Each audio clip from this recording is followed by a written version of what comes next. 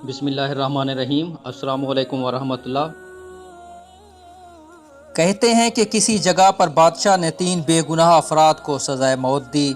بادشاہ کے حکم کی تعمیل میں ان تینوں کو پھانسی گھاٹ پر لے جایا گیا، جہاں ایک بہت بڑا لکڑی کا تختہ تھا، جس کے ساتھ پتھروں سے بنا ایک مینار، اور مینار پر ایک بہت بڑا بھاری پتھر مضبوط رسے سے بندھا ہوا ایک چرخے پر جھول رہا تھا۔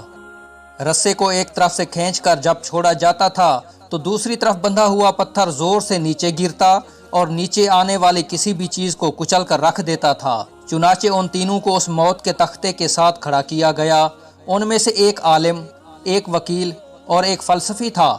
سب سے پہلے عالم کو اس تختہ پر عین پتھر کے گرنے کے مقام پر لٹایا گیا اور اس کی آخری خواہش پوچھی گئی تو عالم کہنے لگا، میرا خدا پر پختہ یقین ہے، وہی موت دے گا اور زندگی بخشے گا، بس اس کے سوا کچھ نہیں کہنا۔ اس کے بعد رسے کو جیسے ہی کھولا تو پتھر پوری قوت سے نیچے آیا اور عالم کے سر کے اوپر آ کر رک گیا۔ یہ دیکھ کر سب حیران رہ گئے اور عالم کے پختہ یقین کی وجہ سے اس کی جان بچ گئی اور رسہ واپس کھینچ لیا گیا۔ اس کے بعد وکیل کی باری تھی۔ اس کو بھی تختہ دار پر لٹا کر جب آخری خواہش پوچھی گئی تو وہ کہنے لگا، میں حق اور سچ کا وکیل ہوں اور جیت ہمیشہ انصاف کی ہوتی ہے، یہاں بھی انصاف ہوگا۔ اس کے بعد رسے کو دوبارہ کھولا گیا، پھر پتھر پوری قوت سے نیچے آیا اور اس بار بھی وکیل کے سر پر پہنچ کر رک گیا۔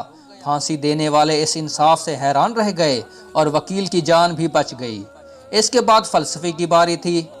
اسے جب تختے پر لٹا کر آخری خواہش کا پوچھا گیا تو وہ کہنے لگا، عالم کو نہ تو خدا نے بچایا ہے اور نہ ہی وکیل کو اس کے انصاف نے۔ دراصل میں نے غور سے دیکھا ہے کہ رسے پر ایک جگہ گانٹھ ہے جو چرخی کے اوپر گھومنے میں رکاوٹ کی وجہ بنتی ہے، جس سے رسہ پورا کھلتا نہیں اور پتھر پورا نیچے نہیں گرتا۔ فلسفے کی بات سن کر سب نے رسے کو بغور دیکھا تو وہاں واقعی گانٹھ تھی۔ انہوں نے جب وہ گانٹھ کھول کر رسہ آزاد کیا تو پتھر پوری قوت سے نیچے گرا اور فلسفی کا ذہین سر کچل کر رکھ دیا۔ حاصل کلام یہ کہ بعض اوقات بہت کچھ جانتے ہوئے بھی منہ بند رکھنا حکمت میں شمار ہوتا ہے۔